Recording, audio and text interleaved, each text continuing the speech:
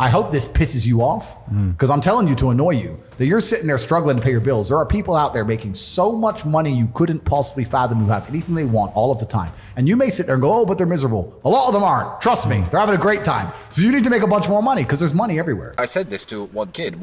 I said, you shouldn't waste your time playing video games.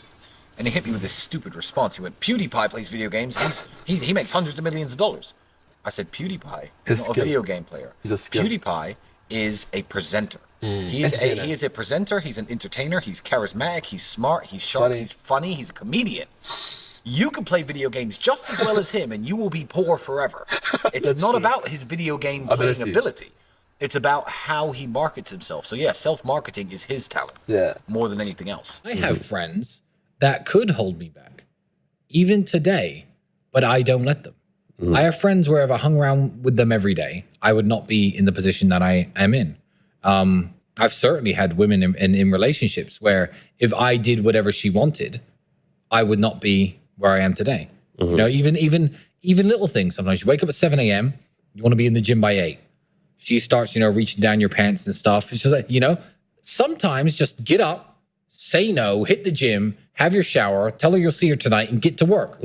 As opposed to, you know, okay, all right, fine. One more round, then it's 8 o'clock, then a little nap, then it's 10, then it's, oh, do you want breakfast? Oh yeah, I'd love it if you make me breakfast. Then it's 11, nothing productive has happened. Exactly.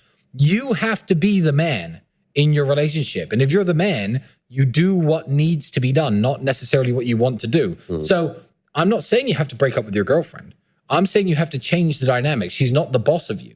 It's very interesting to think that the first man ever banned from discussion in UK public schools is Andrew Tate. Adolf Hitler, you were allowed to talk about him during World War II and after World War II. The leader of Argentina during the Falklands War, Osama bin Laden after 9/11. Terrorists, school shooters, the 7/7 bombers who attacked the subway in London. You were allowed to discuss all these people in school. The first man ever to be banned is a mixed race, a half-black kid from the projects who came up out of the projects and became a multimillionaire. Maybe they just want the working class to stay the working class. Maybe they don't want people like him opening his mouth. Maybe it's because he joked that men are better drivers than women, and he's a misogynist. I don't think it's the third option. I think it's either option 1 or option 2.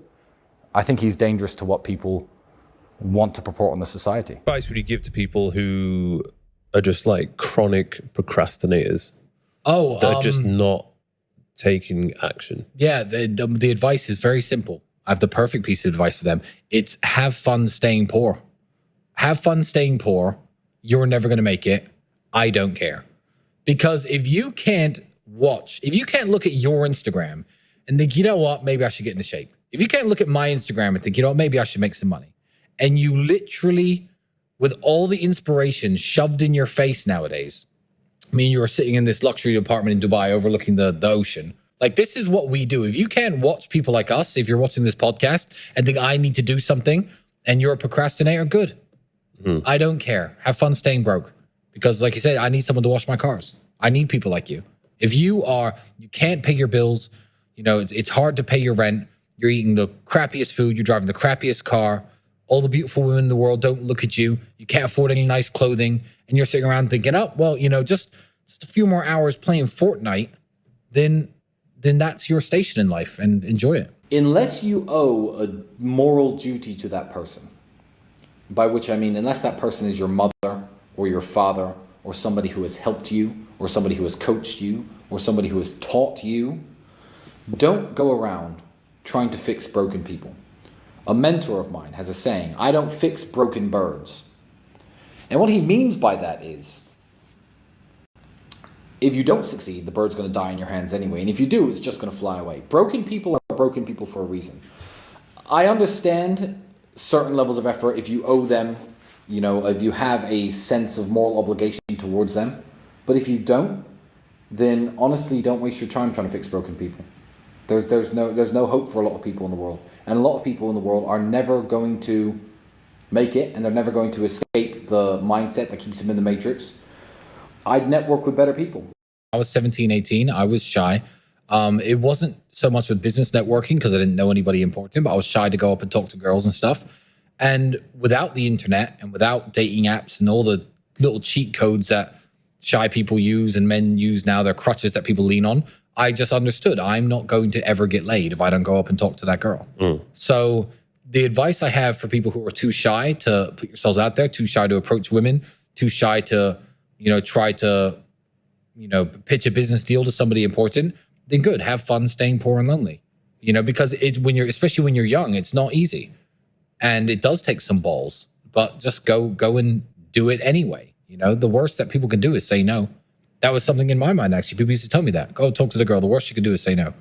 And that was it. Sometimes they'd say no. Making money isn't everyone's purpose, but money makes everything about life better. I do understand people who say, oh, my goal in life isn't making money. There are other things that I like doing. And I always say, okay, tell me what those things are. Yeah. And if they say, oh, I like helping people, I say, imagine how many more people you could help if you had $100 million. That's so if true. they say, well, I just want to spend time with my family, I don't want to be slaving away and making all this money. If I have enough money to live, I just want to spend time with my family and relax and raise my kids. I'm like, imagine how much time you could spend with your family and how much time you could spend with your kids if you had $100 million. And you give them the best life. Yeah, so money does make everything better, but no, it isn't everyone's purpose. I get people who want to live in a small cabin in the woods and fish for their food and just live without headache and have a wife and have their kids and just live off the land. Yeah, I completely get that. I completely get that. Nothing against it. I'm not going to walk up to the Bedouin people in the UAE and say, you need to make more money, bro, because they're very happy, content people. They've got their wives, they've got their kids, they've got their lifestyle, they've got their way of living, and it's very wholesome and it's very nice, and they feel richer than a lot of people here in the West. Well, yeah, it's the old saying of, you become the average of the 5 people you hang around with the most. That's older than the internet. That saying it predates the internet. But essentially it means the 5 people who influence you the most. And if you do live alone or if you don't have many friends or you don't have a big group of people, what you're watching and what you're listening to influences you massively. So yeah, cut the crap out. Exactly the same with a healthy diet. It influences your health. A healthy mind is exactly the same thing.